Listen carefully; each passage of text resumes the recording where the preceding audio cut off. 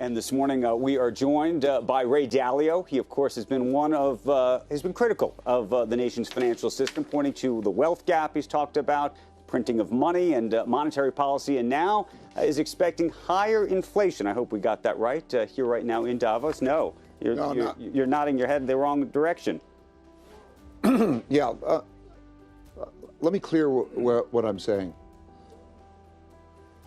We're in a spot in monetary policy where you can no longer stimulate the same way you did before. You used to push a button and go, and it would go up. And as we get down closer to zero interest rates and quantitative easing, it's very much like other periods of time, so it's not that particular stimulation. So we're going to have larger deficits, which we're going to print money for. And so that will be the case. That doesn't necessarily mean an acceleration of inflation. Like in the 1930s, they printed a lot of money. Right. It didn't, but it produces an inflation in financial assets. So the way it works is they print money, they buy a bond, they give it to the seller of the bond, and they buy other financial assets. So it's not necessarily that, but at a point in the future, we still are going to think about what's a storehold of wealth, because when you get negative yielding bonds or something, you're approaching a limit. We are approaching a limit that will be a paradigm shift, I think. Okay, I want to get to that and more in just a minute, but I want to get your reaction. The President Trump, just speaking here in Davos in the last hour, he touted his economic, the economic success of the country and the globe just a short time ago. Here's what he had to say. This is a blue-collar boom.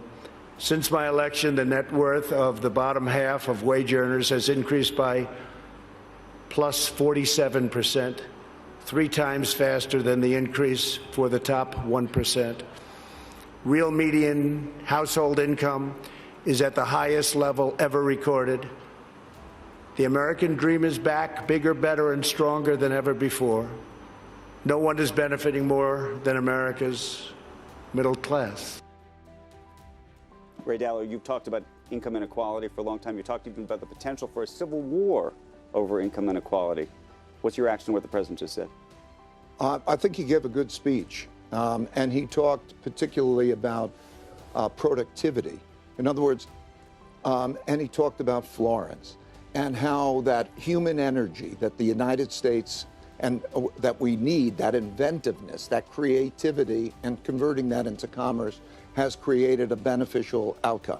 Yeah. And that is representative through history, time and time again. If you have the energy of the people and the motivation of the people to move forward, that is true.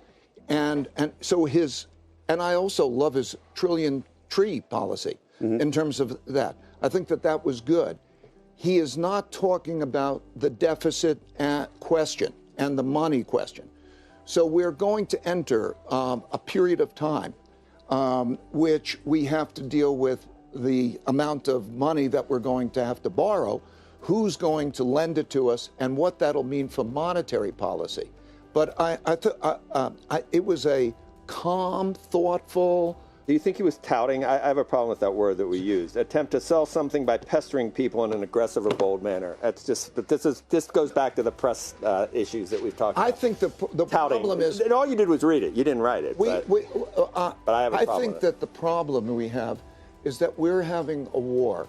I mean, meaning everybody's on one side or another. You're right. You're either anti-Trump or you're pro of that. And no matter what he says, it's either going to be anti or pro, depending who the eyes are going through. And if we're not looking at things objectively, we've lost our objectivity. Okay, so let's look objectively. Well, I want to get back just for a second to what Ray's saying about central bankers and the Fed here. They seem to be of the notion they can let things run hot right at the time maybe they shouldn't be letting things run hot for too long. I mean, Powell is basically saying we're going to go above 2 because we always make this mistake. We think it's never coming back. Yeah, but I think the risks are asymmetric on the downside. Because let's say you go to 2 and you go to 2.5, you can always the brakes will work. Okay. There's enough debt, you raise interest rates a bit, the brakes will work. So you're not that worried near term about inflation? No. I think there are 4 big issues in the world. Okay. And if you know these 4 big issues and the interrelationship, that's everything. The first is this wealth values gap and polarity that could force us to go to one extreme or another. It's an issue and it's an argument internally in most countries and externally. The second is the difficulty of monetary policy to be able to be stimulative when it's needed. The third is we have the rise of China as a competitive power and so on. The main thing I'm trying to say is if you get a downturn, and there's a good probability in the next term you'll get a downturn, and you don't have effective monetary policy, and you have people at each other's throats, I'm worried about that, okay? That I think because is a big thing. Because you can't get fiscal policy to go along when you have people arguing. Right, and then fiscal policy is going to be in the hands of politicians. Yeah. And so will that money be well spent? Because you have to make productivity, right? So the idea of just give money away, wealth doesn't last. When there was the Russian Revolution, they said, we're going to take all the wealth. They took all the wealth. Wealth lasts an average about 5 years, basically, because you look at depreciation. You need productivity. And so how do we make that population productive and make that? So can I just ask one question to clarify? You said you think there's a good chance of a downturn coming in the next term. You mean the next 5 years, the next presidential term? Yeah, sometime between now and 5 years? It's going to happen. Yeah, it's a long time. That's no, but I'm saying this is one of the things that's such an American mentality. If you go to China and you start to think, should we talk about it? Should we think about it? I would say that there's a 20% chance any year, but also you don't have a rollover, because the key was the Federal Reserve in December backed away from a too tight monetary policy, and we're enjoying it ever since. But the big thing is then you have a wash in financial assets, okay? Everybody can borrow at cheap interest rates, and you want to get out of cash. There's still a lot of money in cash. Everybody's missing out. So everybody wants to get in. You can have, you can still have a spike, but here's the question. So we should look beyond just 12 months. I think the next 12 months, my guess is probably nothing much happens in the next 12 months. Then we have an election. Then we begin a new environment. So we have to start thinking ahead of the next 6 or 12 months, I think. That's what keeps you ahead of the game. But here's the question. So we had David Tepper had texted into the show on Friday and suggested right now that you have to be in the market full on. And so the question is whether everybody jumps on the train, everybody gets in full on, and then the problem arises that you're talking about. I think that's most likely. But then the question is when do you jump off the train? But also the question is, what do you jump into when you jump off the train? And the issue is you can't jump into cash. Cash is trash, okay? Cash is that they're going to, because they're going to print money. What do? You get out, okay? So cash is not going to be So what good. do you do? So what you have to do is you have to have a well-diversified portfolio. First of all, you have to be global, and you have to have balance. And I think, I don't want to grab, the headline's going to be, again, anyway, is I think that you have to have a certain amount of gold in your portfolio, or you have to have something that's hard. There are 3 monetary systems that happen. The first is, in the old days, it had intrinsic value. You'd carry around gold coins. Then we come up with the idea of banks or even central banks. And what they do is they create certificates, we call notes, that are claims on those things. And we print many more certificates than there is money in the bank. And then that's a linked system. And we did that, and we broke that in 1971. Then you have a fiat monetary system, which means that you can print whatever amount of money you want. And you can put that, and that's what governments do.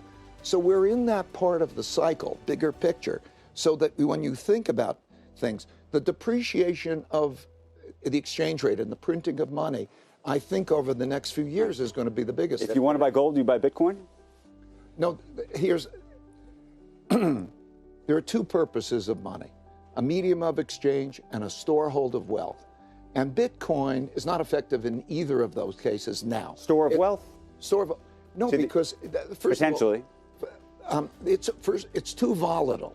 Because of the volatility, you can't go next to it. Someday when I would say Libra or something which has more stable value, has got more potential. But also, who's going to do the buying? Central bankers and others. What are they going to hold as reserves? What has been tried and true? Are they going to hold digital Bitcoin? They're going to hold gold. That is a reserve currency, and it's been a reserve currency for 1,000 years. I don't want to. I know this is going to be the headline of gold. I want to emphasize a bit of gold is a diversifier. Okay, and that's the advice I can give. I know I'm going to come out of here like Ray Dalio's wild on gold, and that's not exactly. I'm going to say cash is trash is your headline. But cash is trash. But Ray, you would have thought that after all the years of zero interest rates in QE 1, 2, 3, and 4, you could have been making this case that entire time of what you were just making. Maybe there was so much of a lack of demand in the private sector following the financial crisis that it was able to absorb all of that. But coming to us now with that, it almost, at the risk of sounding like the boy who cried wolf too many times, I'm not saying you did, but we all were, the death of the bond vigilante, it's been well documented for the past 10 years. Now you're saying is the time to work. I think it's totally different. Well, I would say when we are dealing with the negative interest rates, which we've had for years and years already. Well, no, we know how long it's been. Okay, and you take each country, and you take where we were in December toward the tightening, then you create an easing. We are now coming to a direction. And so the question for any of us is not whether it's early or not. The question for any of us is when you're holding all of those bonds and you have a negative interest rate or something, and how far more can you push that? What does the next 5 years look like? And the next 5 years is going to be something like that, plus there'll be more deficits. Now, more deficits means sell more bonds. Who are you going to sell the bonds Why to? should I believe we're going to negative interest rates in the United States? Well, I think that, and I'm not saying now, I'm saying Ever. that, okay, if you have a next downturn, okay, what is it's on average 500 basis points of rate cuts. Oh, then you can't do that. You go to QE, right? Right. And we're having trouble our normalizing. Stimulant. Right. We don't have much stimulant. We have people at each other's throats over the wealth gap. And so, what will the next downturn be? And also, why would you want to hold those? So why do you want to hold those at some point? I don't know. I could be wrong.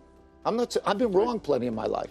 So I could be wrong. I'm just trying to describe, like, tell me why that makes sense. So when you talk about who's going to buy these bonds in 5 years from now, I'm curious whether you think the Chinese will be one of them, or whether this larger debate around the U.S. versus China is going to play itself out in that context. Look, I could say what if I was in their shoes, how I see things. They have $1 trillion worth of bonds. The bonds are not, you know that they're not going to provide much in the way of returns. And if I was them, I'd be afraid of sanctions on those bonds, meaning the president can unilaterally actually say, I'm not going to pay that debt. I mean, how appealing, if I was Chinese or if I'm another, we're at the three major reserve currencies are at later stages. But you think this is more a function of that this? was very much the same as the 1930s. Okay, meaning, okay, how is that stimulation going to work, right? So answer my question. If you can't lower interest rates much, right? And if you do quantitative easing, you're going to buy more financial assets, and so you can get more financial assets. But how is that going to deal with those other issues? Isn't that an issue? We just decided that we're going to go 28 years in this recovery like Australia, so there's not going to be a downturn, so we're not going to need 500 basis points of cutting. And the income inequality, if you look at the quality of life overall, it's much better than it's ever been in history. You're starting to see some organic growth at the low end from all this growth we're seeing in the low unemployment, and maybe it ameliorates it to some extent. And the worst case scenario that you have painted doesn't happen. I'm totally possibly wrong on, I think we know those things I'm saying about the deficits, the money printing, the lack of stimulation, and so on. Right. There is also new technologies that are coming out. There's inventiveness. And innovation. Right. Innovation comes from good thinking. The capacity to supplement using artificial intelligence to cut. We talked about So I think we can make the pie bigger. The issue is how you divide the pie, and also how monetization is a threat. So there are good things here. I mean, basically, almost if you oversimplify a portfolio, you probably want the stock in the technology disrupting companies and some gold. I mean, because it's the new technology revolution in relationship also to the monetization question, I think. We got to go, but the president taking a bit of a victory lap for the Phase 1 China trade deal, and I'm just curious what you think of the relationship. Has that genuinely de-escalated things? Do you think it's going to get worse over time, better over time, and how does that? That's why I was asking about the bonds. Does it play into not just whether the bonds are attractive or not, but whether there's a larger fight at play or battle at play? There are 4 major conflicts that we're having with China. And trade is one of them. And this deal is a small part. It's a deal, and it's done. But there's a trade, there's a technology war going on. Right. There is a geopolitical war that's going on. There could be a capital war that is happening. Because what you're having is the emerging power, in many ways going global, and challenging an existing world power. And there's going to be lots to argue about. So after the election, those things don't go away. That's just how rises and declines of powers happen. And so I think that those issues, this is a small thing in relationship to the whole big thing. Okay. Ray Dalio, it's great to see you. Thank you for coming in this morning. Appreciate it.